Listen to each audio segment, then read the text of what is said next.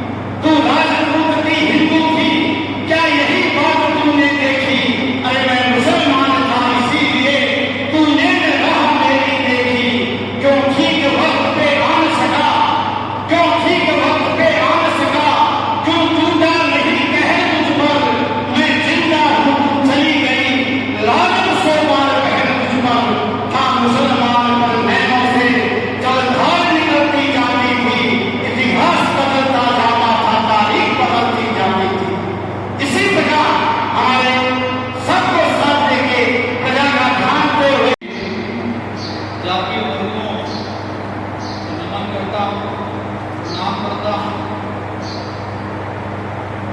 तो जो चित्र हम सबके सामने का भोजराज जी का लगा हुआ है, वो केवल चित्र नहीं है, अपने आप में एक इतिहास है। और ऐसा इतिहास है जिसमें सैकड़ों सालों तक इस शेखावाटी की भूमि पर न्याय, अभिमान, स्वाभिमान, लोगों के अस्तित्व की रक्षा और बलिदान के लिए जाना जाता है। और आप भोजराज जी को नमन करते हुए हम सभी उपस्थित लोगों से ये विनती करता हूँ, निवेदन करता हूँ कि आप भोजराज जी की जयंती मनाना इतना महत्वपूर्ण नहीं है जितना महत्वपूर्ण है आप भोजराज जी के आदर्श व्यक्तित्व पर चले, उसको हम अपने जीवन में ढालें। अभी मेरे से पूर्व आदरणीय विचार शिक्षा फरमा रहे थे तो संख्या बहुत कम शिक्षा की है, लेकिन फिर भी मैं कल्याण सिंह साहब इस मंच के माध्यम से निवेदन करना चाहता हूँ कि संख्या बल आज आया है कि पूरी शेखावाटी में मैसेज लेकर के जाएगा। और ये संख्या बल भी एक दिन ऐसा है कि हमको बहुत से लोगों को जोड़ेगा। तो आज जो लोग इस समारोह में शामिल हुए वो निश्चित रूप से भविष्य के लिए प्रेरणादायक होंगे। और राम भोजराज जी की अति जयंती मनाएंगे या अगला कार्यक्रम जहाँ कहीं करेंगे तो आप राम भोजराज जी के दूत के रूप में, राम भोजराज जी के वंशज के रूप में, राम भोजराज जी के आदर्शों को चलने वाले व्यक्ति के रूप में अपना परिचय देंगे। मैं आपसे आग्रह करना चाहता हूँ 80 के दशक में राजशेखर जी की जयंती का कोई समारोह होता नहीं था। तो अभी आज सभा में नहीं है और धर्म सिंह जी आज सभा के शायद यूआईएस में है, शिक्षा समिति के अध्यक्ष भी रहे, संसद में है वर्तमान में, उमेश सिंह साहब का गाँव निर्माण भी गया था। तो उन्होंने कहा मैं बस मैं जहाँ तो बोल रहा हूँ तो आप मारो मैं से जरूर दीजिए। तो फिर भी अभी उनकी उम्र 95 वर्ष है, 95 वर्ष में उन्होंने आना संभव नहीं था, लेकिन उन्होंने जब इसकी शुरुआत की राजशेखर जी की जयंती की तो हम गरसिंह जी से मिलने के लिए गए 5-4 लोग, और जाकर के निवेदन किया। उससे पहले वास्तविकता तो ये है तो मुझको खुद को ये पता नहीं था कि राजशेखर जी का जन्म स्थान अमृतसर है। एक पहली बार जब जानकारी में आया कि राजशेखर जी का जन्म स्थान अमृतसर है तो वहाँ गरसिंह साहब को जाकर के निवेदन किया था अमृतसर में एक छोटा सा फंक्शन राजशेखर जी की जयंती को करना चाहते हैं, आप अगर समय बचाओ तो शेखावाटी के सभी लोग उसमें भाग ले सकते हैं। गरसिंह साहब ने बताया बोले भाई संख्या है बड़ी का प्रोग्रेसी लिखी है, 7 वर्ष की निजी संपत्ति है। तो तब राव साहब से या हमारे साथ दोनों करोड़ से भी पूछो होनी है मतलब आप दूसरे तो मैं सुना पूछ करें मैंने भी पूछ ले क्या तो बोले पूछ से भेद मेरे के ना। तो हम लोग नैनीताल में छात्रा का जो हाउस है में बहुत ज्यादा चल रहा है पढ़ने गया पढ़ने जा भाई साहब से और राव साहब से दोनों से आते रहे तथा मैं गए अमृतसर में राजशेखर जी की जयंती मनाने जाऊँ गरसिंह जी जा रहा तो वहाँ वो आदेश को हमको पहले आपसे अनुमति लिया तो बोले था काफी संपत्ति है और अगर राजशेखर जी की जयंती जब मनाओ तो मांगेंगे तो गर्व को शहर को ऐतिहासिक बात ही होगी आप लोग उस पर आगे और आप लोगों को रोकना है तब उन्होंने आपने वापिस गरसिंह साहब के पास हुए हाजिर हुए तो गरसिंह साहब ने कहा लो भाई ये ताकि कोई खर्चावाड़ी की कोई व्यवस्था है कोई काम तो बोलो तो करे और देखिए किसने बोला तो करे बड़ा मौका मिल जा रहा है तो मेरे पास क्या अमृतसर गया। आज जगह अमृतसर में बहुत शानदार जनोरमा जो है राजसेवा जो बन गया है दक्षिणी स्तर में उनको देख पा रहा चीज है। और दशहरा को ऊपर जयंती मनाते हैं तो आगे का बरात भी जनोरमा देख सकता हूँ तो राशि तो जगह दिन मेरा सी रामायण पढ़े तो भी गली जो से का जो रावो है छोटो बड़ी बनेगी है जगह भी गली ऐसी ऐसी को हॉस्टल जगह को हॉस्टल भी गली खाली बड़ा मेरा तो अच्छी गुस्सा ही निशान की तो जगह आप शेखा जी की साथ का शेखा जी को जन्म स्थान है वो इस जगह पे सूरी जाएगी जगह का घेर गया और अमृतसर गांव का सब लोग इस जगह में गढ़ा इस गांव में निमता नाम की जो काम में लिया करता आप इस जगह की ईश्वर की प्रेरणा से खासतौर से जालम सिंह जी का संदेश पटेल में जाता दशा की भगत साहब ने दर्ज करी। आज दुनिया में भगत की है कोई लेकिन मान लो शेखावत समाज के साथ शेखावाटी के प्रति और राजस्थान के प्रति भारत के प्रति कोई योगदान है फिर बुराई हो जा तो बेटा दोबारा तीसरी बार गया जाता ही कलेक्टर रहा बीएस सिंह साहब जब उसका कलेक्टर रहा तो कल हम तो बीएस सिंह साहब को मिलाए और मिला के जी बीएस सिंह जी जालम सिंह जी ने एक दो लोग भेजू आपको करना अमृतसर मांगे शेखा का वो जन्म स्थान है राव शेखा की जन्म के है तो अपनी शेखा मना आमंत्रित करवाना है की व्यवस्था आप दिखवा लो ड्यूटी का एक्शन में कह दो तो ठीक है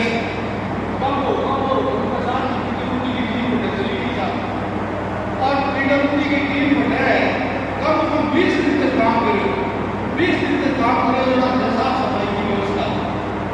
और अभी के बाद भगत साहब भी कार्यक्रम में आया और कार्यक्रम में वहां बुलाने के बाद में शुरुआत से लेकर आज तक चाहे कोरोना आयो चाहे और कोई छोटा मोटा संकट आया सब संकट के बावजूद महाराष्ट्र का की जयंती नियमित रूप से हर दशहरा में 12 बजे नियमित समय पर कोई वीआईपी टाइम पर आवे या नहीं आवे 12 बजे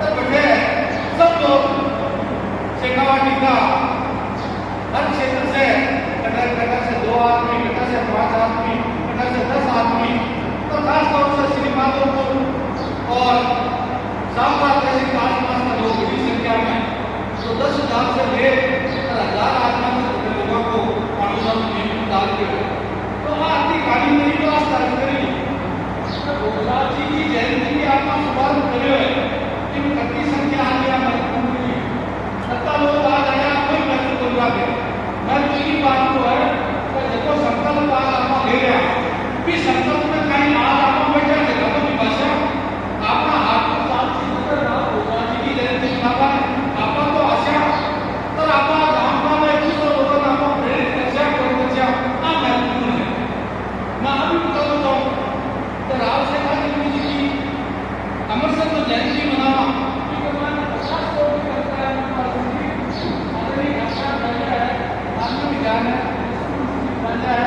जगह 500 से 1000 हर बार अगर कोई उपस्थित भी हुए और 500 से 1000 रुपया दे तब इस जयंती में मनावा का खर्चों जो है कोई एक व्यक्ति या एक भाषा पर नहीं छोड़ और समाज का सब लोगों को किसी भी कमाए लागे इसका 2-3 वर्ष से जो है स्वामी का आयोजन भी हुए तभी स्वामी में भी कोई एक व्यक्ति विशेष को किसी नहीं लाग और सब लोगों को किसी लागे और सब लोगों को किसी लाभा का पीछे जो मकसद है वो मकसद रहा है कभी कार्यक्रम में आवे भी भावनात्मक रूप से जुड़े और काम ये बात का गवाह बने, ये बात का साक्षी बने कि हमारा पिताजी, हमारे दादों का या हमारे कौन सा उनका राष्ट्रवादी का जरूर स्थान को लाया करता ताकि उन्हें सदा ही और सदा के साथ भगवान की जब पांच पूजा हो गई हो विकस का तो उन्हें करता वो महत्वपूर्ण है।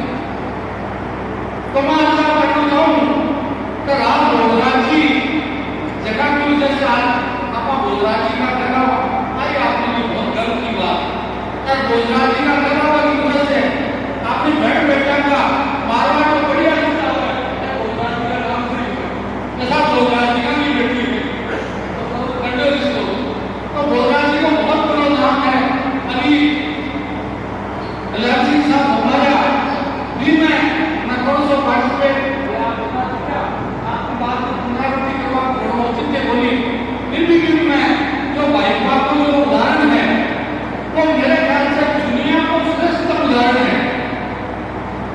जब कल्याण सिंह जी का भाई और भोजराज जी का भतीजा हथियार में खड़ा हो गया और लाल खान जी ने अब भगवत यादव के साथ हमारा बेटा लिखा है हमारा भाई को लेकर जा रहा है तो लाल खान जी आपका सेवादार ने पूछो बोले करोड़ किया इतिहास सजाया है जब मैं सब भाई को बदलो लेकर जा रहे हैं तब बोले गोपाल जी ने बुलाओ हरिराम जी ने बुलाओ आपका बयान मान लो तब मैं बुलाओ तब मेरे पर क्या जाओगे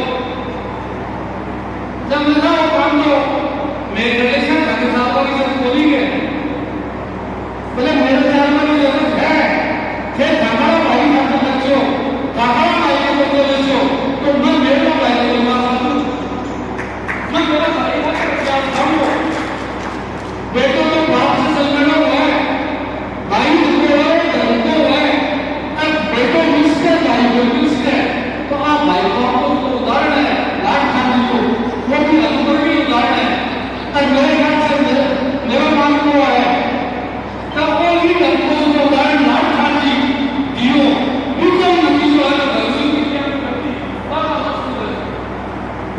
तो सब भाजपा को प्रेम को उदाहरण है। बंदो सूचना मिली मैं एक दो बार पहले भी उमेश सिंह साहब फोन किया बड़े माहौल में आज उपस्थिति जरूरी मेरे पहले ही मेरा जवाब है जैसा बहुत सारी बातें इतिहास के बारे में बता दी।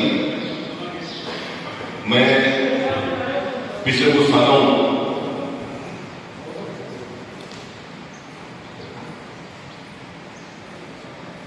मैं जितने भी मंच पर जगह भी जाऊँ पूरा राजस्थान भर में श्री क्षत्रिय विवेक समूह जुड़े रहो पिछले 5-7 सालों तो पूरे राजस्थान में अलग अलग कार्यक्रम हुए वहां सब जगह जाऊँगा मैं एक बात हमेशा बोलूँ कि मैं तो सुबह उठता है भगवान ने धन्यवाद दूँ कि मैंने ईश्वर कुल में पैदा करो जब इतना महापुरुष है कि आप चाहो तो रोजाना एक महापुरुष ही देते बाकी आगे असुविधा होनी बाकी इन दिनों आज चोरी तैयारी चल रही है क्लास की पहले प्रति भी आप निर्णय पड़ा और जो अपना महापुरुष है बाहर का अपना अपने कामरान में बताऊंगा। मैं अलग अलग मेरी सॉफ्टवेयर कंपनी है तो कई बार सिंगापुर वगैरह कई सारी जगह जाता रहा। एक दिन में लोग बैठे शाम के टाइम दिन में कॉन्फ्रेंस होगी तो अलग अलग देशों में लोग आए चाइना का भी हाल जापान का भी हाल थाईलैंड का भी हाल इसराइल का भी हाल सारा लोग बैठे तो बैठे 5 साल बड़ी कोई कौन क्या धर्म ने मनाए तो मैं बैठे बैठे बात की मेरे को नंबर आयो तो मैं बोले वो मैं टेबल पर था आप अलग अलग देशों में लोग बैठा एवं आज की दुनिया मेरे पुरखा में चला धर्म ने मान लिया जब मैं बड़ा आश्चर्य गया मैं वो आधी पॉपुलेशन जो है पूरे वर्ल्ड की अगर मैं वो कैलकुलेशन करूंगा तो महात्मा बुद्ध क्षत्रिय चीन बुद्ध देश जापान थाईलैंड म्यांमार ये सारा बुद्धिस्ट कंट्री श्रीलंका ये सारा आपने पुरखा में चला धर्म मान लिया और भारत में तो खैराबाद जैसी ने माना जाता है भगवान राम भगवान कृष्ण वे सारा अपना ही पूर्वज था जैनिया में 24 तीर्थंकर अपना ही तो बड़े बैठे बात चल रही फिर वो इसराइली लेडी वह बोली कहा ये तो ठीक है आप दूसरों की बात कर रहे हो हमारे देश में ऐसा कोई कॉन्ट्रीब्यूशन है तो मैं बोले उनका आपका इसराइल हाइफा ये पूरा आजादी हमारे पुरखों में रहा है Jodhpur answer Mysore answer Jodhpur answer की तरह वहां मूर्तियां लगी हुई आप दिल्ली आओगे तो आपको इसराइल का युद्ध हमारे पुरखों लड़ा तो ये सारी बातें चाली।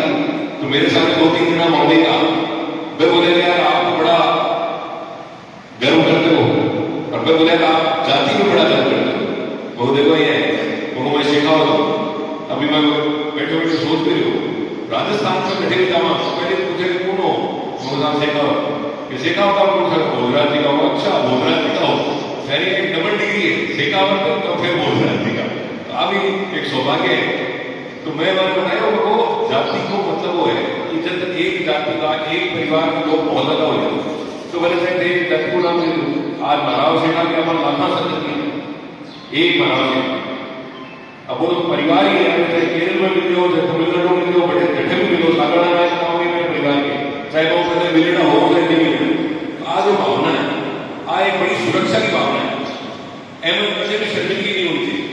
ऐसी चीज को ध्यान रखना मैंने जाति और जातिवाद एक अलग अलग चीज।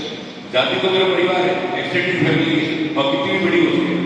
अगर मैं कोई के साथ अन्याय करूं मेरे भाई बहन के साथ, वो जातिवाद है, और वो मेरे ख्याल में आपने चरित्र में आप पहले अन्याय को के साथ करे लो।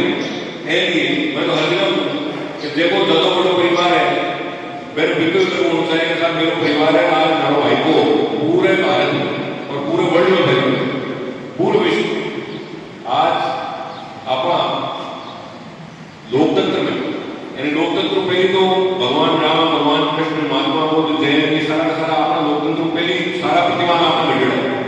अगर स्वतंत्रता सेनानी की बात हो, महाराणा प्रताप की बात हो, गौ रक्षा की बात हो, बाबू जी की बात हो, स्त्री रक्षा की बात हो, महाराज शेखा की बात हो, ये सारी चीजें तो आजादी में पहली बात।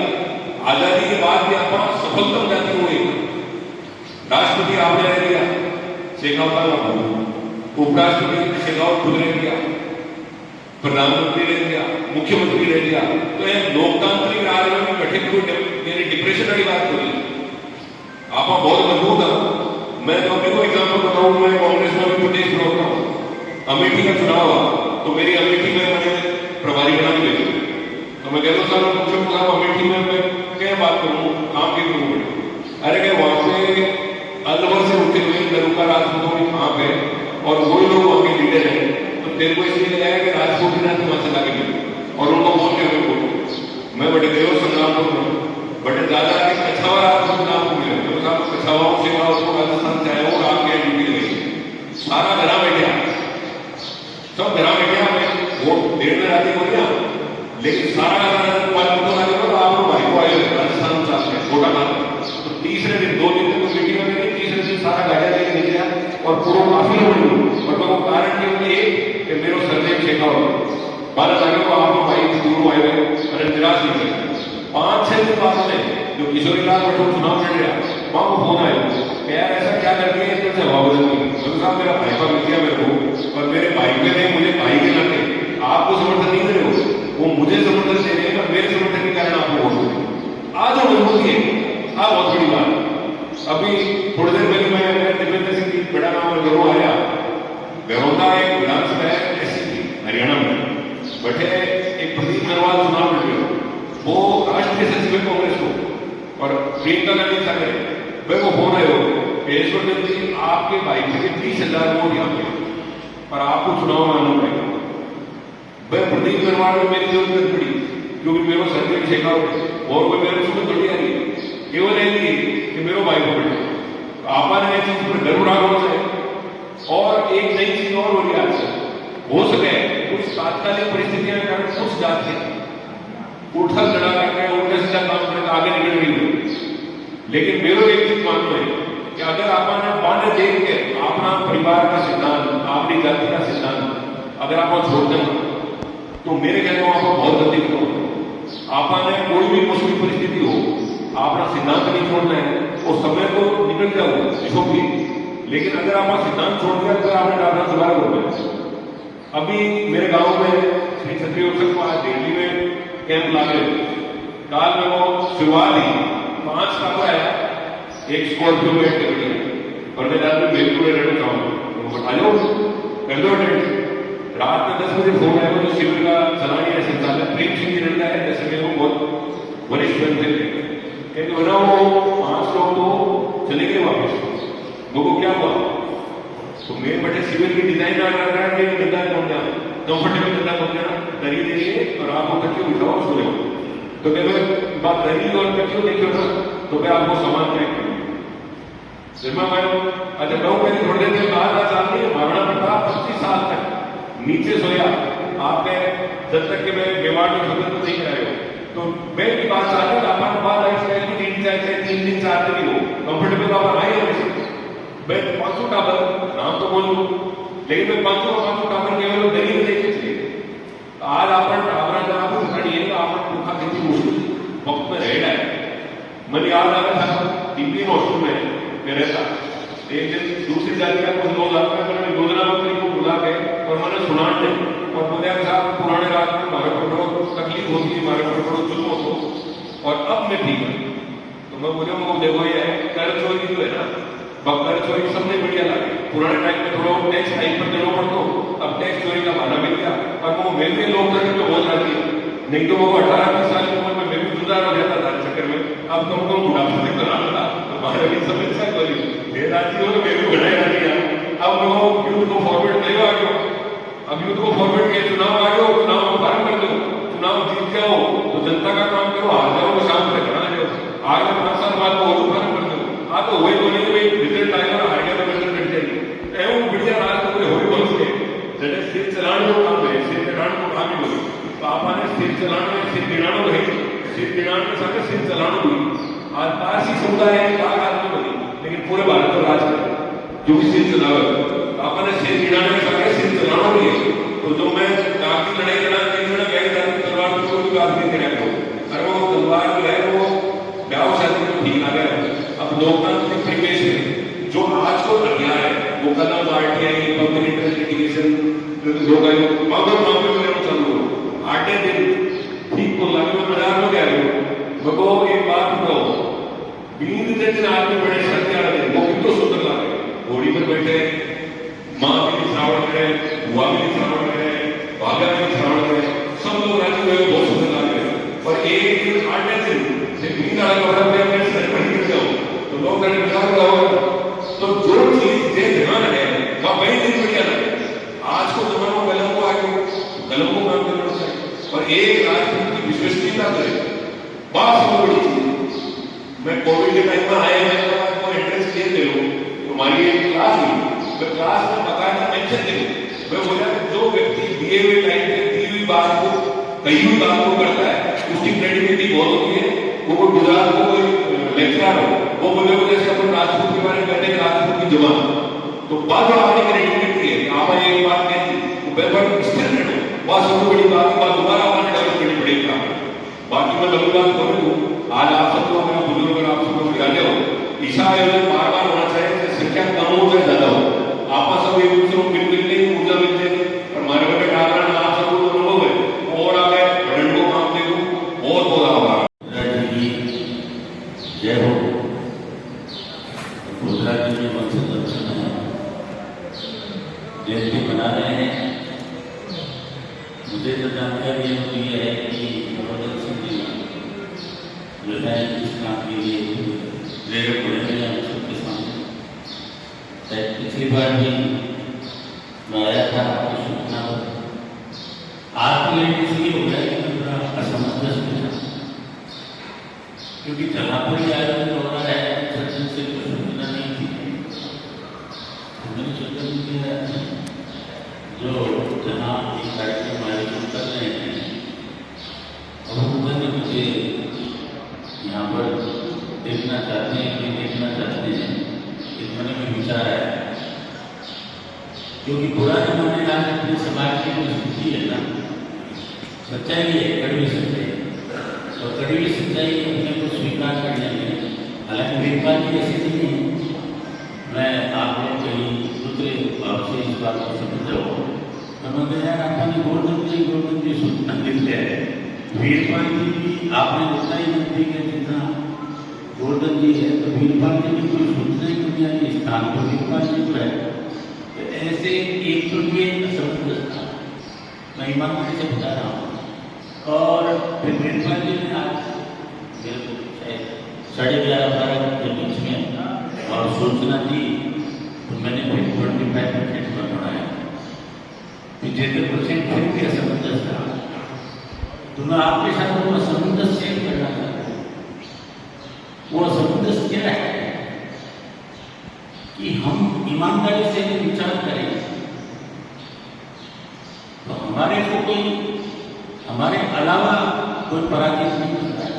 एक मेरा अनुभव, हम जो क्षत्रिय समाज के हैं या हम जो भोजराज जी के वंशज हैं, मैं तो टोटल क्षत्रिय समाज की भी बात करता हूँ, हमारे को समाज में हमारे अलावा कोई भी पराजित करने की ताकत नहीं लगती। ये मेरा अपना अनुभव है। आज की तारीख में 75 साल का हो गया।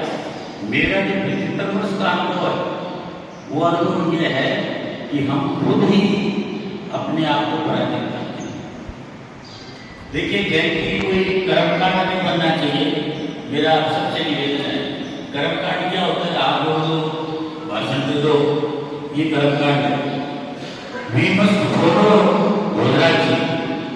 भोजराज जी ने कौन सा रास्ता हमें दिखाया है और किस समय में कैसे काम किए, उनको याद करते हुए हमें एक अपना रोड प्लान बनाना चाहिए। उस रोड प्लान को अपन अच्छा बनाएंगे तो हम कुछ कर पाएंगे, लेकिन हम वो रोड प्लान नहीं बना पाते। चारों तरफ अगर नजर डालें, जैसा कि भाई यशवर्धन ने जो उदाहरण दिए, वो सामूहिक प्रयास के परिणाम क्षमा करना व्यक्तिगत उपलब्धियां हैं। तो इसका मतलब यह है कि व्यक्तिगत क्षमता तो है हमारे, व्यक्तिगत गुण तो है हमारे में, लेकिन हमारे जो ये व्यक्तिगत गुण हैं उनको पोषित कौन करेगा, उनको ताकत कौन प्रदान करेगा? और समाज प्रदान। और समाज के अंदर स्थिति ये है, मैं नाम लिए बिना कह रहा हूं, राजस्थान का एक व्यक्ति मुख्यमंत्री बनने वाला था, लेकिन वो नहीं बना। विचार कीजिए, दृष्टि चाहिए, दृष्टि नहीं थी। ये दृष्टि नहीं थी कि हमारा एक व्यक्ति अगर मुख्यमंत्री बन रहा है, पार्टी विशेष ने, हाई कमान ने फैसला किया कि ये व्यक्ति मुख्यमंत्री बनना चाहिए, लेकिन उसको नेतृत्व हम ही लोगों ने प्रदान किया। मुझे तो आज तक ये समझ में नहीं आया कि वसुंधरा राजपूत कहां से हो गई है। क्या वो राजपूत, लेकिन उसको भी राजपूत का ठप्पा लगा के ब्रांड हो गया। पता नहीं क्या सोच के देख रहे, ये विचार करिए, क्या समझ बैठे हैं। वो कौन से एंगल से क्षत्रिय है? मेरा जो ज्ञान है वो ये कहता है कि वो क्षत्रिय नहीं। वैसे बड़े उसमें परिवेश में सोचो तो समाज के सभी लोग क्षत्रिय हैं, सारे अन्य समाजों के लोग सब अपने आप को क्षत्रिय कहते हैं, लेकिन वो हमारा जो समाज है उस समाज का हिस्सा नहीं है। लेकिन फिर भी हम ऐसा करते रहे। दूसरे उदाहरण में देवूंगा नहीं, केवल संकेत करूंगा। जो वास्तव में हमारे लिए, उनको भी हमने अपना योग बनाने की चेष्टा की, उन मुद्दों को लेकर के भी, और हम तैयार हो गए संघर्ष करने के लिए। मेरे एक बार दिमाग में है कि भाई क्या हमारे पास मुद्दे नहीं है? क्या हमें अपने जो मुद्दे हैं उनके लिए संघर्ष करना चाहिए? सोचने की बात है कि हमारा व्यक्ति एक उसको अवसर मिल रहा था, वो अवसर किसी बाहर के व्यक्ति के द्वारा नष्ट नहीं किया गया, वो हमारे समाज के लोगों के द्वारा नष्ट किया गया। आप खुद सोचिए, किसने किसकी राजनीतिक हत्या की? हम कहते तो हैं कि हमें राजनीति में सत्ता मिलनी चाहिए, हमारा प्रभाव होना चाहिए, ताकत बढ़नी चाहिए, लेकिन वो ताकत बढ़ेगी तब जब हमारी दृष्टि और दिशा सही होगी। अभी यशवर्धन जी ने एक बात कही, उस कारण से मैं भी ये रिपीट कर रहा हूं। समाज में कितने लोगों को पता है कि हिंदुस्तान की पहली जो आजाद भारत की जो राष्ट्रपति बनी वो शेखावत को में परिणय भैरव सिंह शेखावत उपराष्ट्रपति बने। भैरव सिंह शेखावत राजस्थान के 3 बार मुख्यमंत्री बने। मेरे एक विश्नोई मित्र हैं, उन्होंने मेरे पर एक लिख दिया, स्वीकार करने के लिए दिया नहीं हो। लेकिन ये जो कुछ भी उपलब्धियां हमने हासिल की, वो उपलब्धियां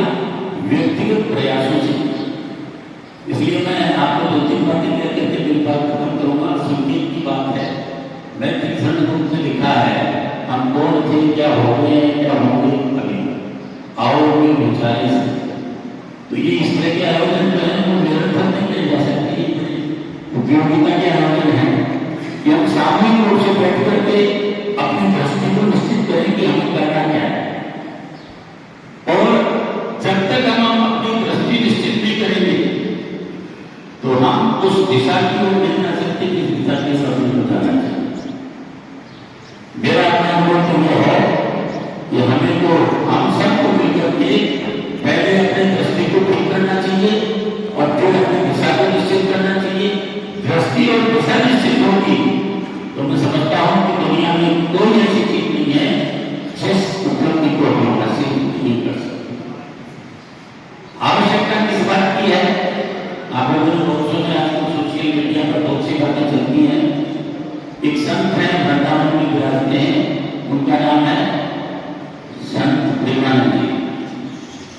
अगर आपने उनके किसी ने और सोशल मीडिया पर कोई सुनी होगी, उनकी मैं लंबी थोड़ी बात करने की बात नहीं कर रहा, आरएसएस की थी बाबू की उनसे मिलने के लिए, तो उन्होंने उनको एक बहुत स्पष्ट बात कही और जिसकी आज समाज के अंदर बहुत बड़ी आवश्यकता है।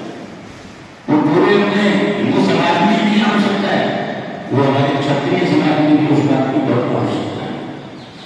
उन्होंने कहा भागवत जी को कि आप जो कुछ कर रहे हो बहुत अच्छा कर रहे हो, लेकिन जब तक आप भारत में रहने वाले लोगों की बुद्धि को ठीक नहीं करोगे तब तक समाज का भला नहीं हो सकता।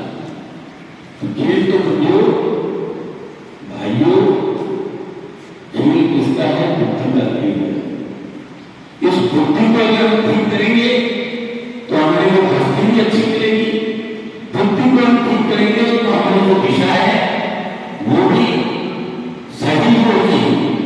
ज्यादा इतिहास की बात नहीं करना चाहता, हम भारत के अंग बने जिसको विलीनीकरण कहते हैं, इंटीग्रेशन कहते हैं अंग्रेजी में, इंटीग्रेशन ऑफ इंडिया, जिसमें देशी रियासतें भारत में मिली। मिलाने वाले जो समझौते करने वाले जो थे कौन थे? सोचिए, नाम नहीं लेता, लेकिन आम राष्ट्र को उस विलीनीकरण के रिजल्ट के रूप में क्या मिला? हम राज्यों के पूर्व में किया, आज की जो राजनीतिक परिस्थितियां हैं उस परिस्थितियों में यदि हमारा नेतृत्व, सामाजिक नेतृत्व मजबूत होता तो ये आरक्षण को जिंदगी चाहे को डंडा कर देता है सत्ता में बैठे हुए लोगों को। 3 महीने अंदर जो सुप्रीम कोर्ट ने फैसला किया है ना, वो बिल्कुल सही किया है, लेकिन सत्ता झुकी, सारी राजनीतिक पार्टियों के सामने झुकी।